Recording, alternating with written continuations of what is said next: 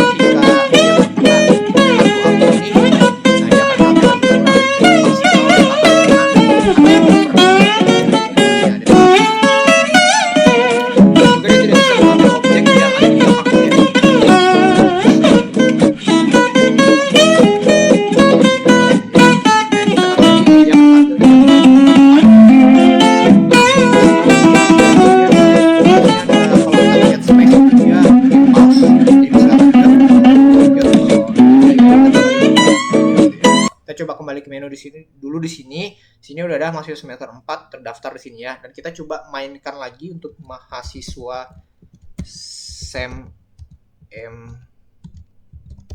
PAT ya, gini ya, siswa SEM 4 gitu ya. Kita play lagi, kita lihat di sini apakah dia bikin user baru atau terupdate gitu ya. Nah, kita mainin mungkin agak serius dulu ya mainnya. Coba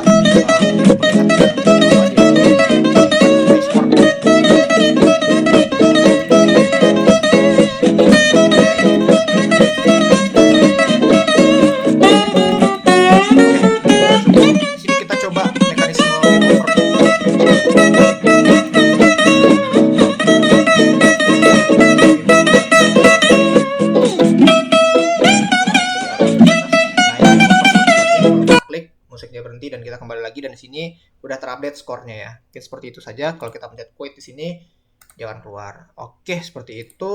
Kita lihat sudah berapa menit? Sudah 5 menit. Kita lanjutkan kembali ya. Nah, videonya hanya 10 menit gitu ya. Kita langsung aja untuk menjelaskan.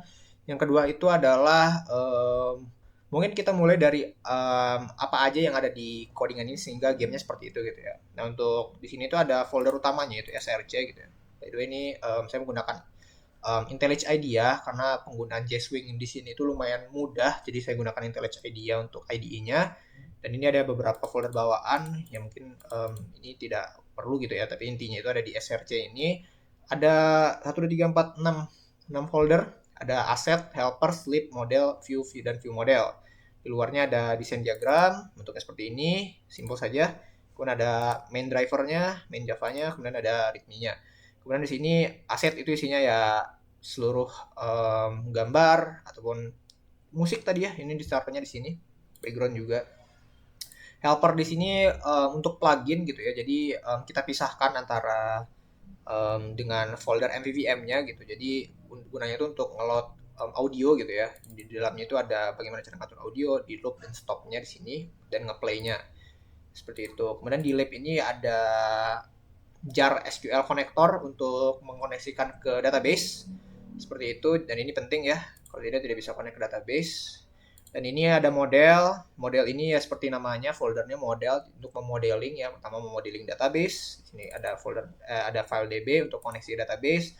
Kemudian di sini ada file object, game object ya. Ini adalah file induk dari turunannya adalah hantu api, jaring, kantong uang, karakter, uang. Nah, ini adalah objek-objek yang ada di dalam game dan semuanya itu tuh adalah turunan dari si game object ini gitu yang memiliki koordinat gitu ya. Nah, kemudian dari tiap objeknya kan dia punya sifat masing-masing gitu. Nah, ini seperti ini isinya untuk model ya, yang tidak banyak saya jelaskan. Ini untuk penggunaan tabel pengguna ini basic untuk menampilkan data ya, nanti di tabel main menunya itu gitu. Ada pengguna untuk pengguna tuh isinya ada kolom data apa aja sama tabel pengguna ini kita bisa apa aja dengan tabel pengguna gitu. Nah, itu untuk model, kita cepat aja langsung ke view di sini. View-nya ada game panel untuk mengatur apa aja yang mau kita lukis di kanvas jendela gamenya gitu. Diatur di dalam game panel. Kemudian gameplay view ini untuk starter gitu ya, untuk menyediakan kanvasnya gitu. Jadi kita membuat jendela gamenya dengan menggunakan gameplay view ini gitu. Seperti ini gitu. Jadi kita mengatur size ukuran dari layarnya, kemudian tindakan layar, start game segala macam. Jadi inilah yang akan dipanggil nanti di main.java gameplay view. Sini ada menu pengguna. Menu pengguna ini ya untuk menampilkan main menu yang di awal tadi gitu ya. Kita perhias sedikit dan menampilkan data intinya gitu ya. Nah, ini untuk view. Kemudian kita masuk ke folder yang paling berat, yaitu adalah otak dari MVVM atau view modelnya. Gitu. Sini ada proses pengguna untuk mengatur bagaimana menampilkan data ke main menu tadi. Intinya seperti itu. Nah, kemudian untuk ada gameplay view model. Nah, ini untuk sebentar berapa menit ini? Sudah 8 menit. Oke, cepat saja. Gameplay view model ini intinya adalah otak dari game ini. Dia mengatur segala hal yang berkaitan dengan interaksi yang akan dibangun di dalam game. Logika gamenya, kemudian ada musiknya tadi, kemudian kalau game over seperti apa, kalau di pause seperti apa. Nah, kemudian kalau misalkan nanti uangnya kena ke jaring, dia akan ditarik, kemudian nanti akan dimasukkan ke kantong. Ini dia ada atur di sini. Nah, mungkin seperti itu aja untuk gameplay view modelnya. Selanjutnya akan ada alur. Nah, untuk alurnya ini kita fokus di MVVM ini. Nah, jadi alurnya itu adalah pertama kita nge-load ke database dulu dari model, kemudian kita lihat di sini kita modeling untuk objek-objek apa aja yang ingin dibangun, kemudian baru akan dioper ke view model. Dari view model ini kita akan lihat bahwa objeknya apa aja, perilakunya apa aja. Setelahnya baru kita akan kirim ke view untuk kita lihat apa ya, objeknya apa, perilakunya apa. Oke, kita gambarkan di jendela gamenya melalui game panel seperti itu. Kemudian dari view kita akan oper ke main, lalu di main akan dipanggil di sini menu penggunanya. Seperti itu, kurang lebihnya seperti itu. Mungkin seperti itu aja penjelasan dari saya. Kita lihat sudah memenuhi spesifikasi ya, penjelasan gitu ya, alur framework dan segala macamnya, fungsi bonus. Tadi sudah ada audionya juga. Seperti itu. Mungkin sebegitu saja dari saya. Kurang lebihnya mohon maaf. Terima kasih Bu Rosa atas 4 semesternya. Saya pamit undur dari pemrograman dasar gitu ya. Terima kasih atas semesternya. Kurang lebihnya mohon maaf. Wassalamualaikum warahmatullahi wabarakatuh. Terima kasih yang sudah menonton.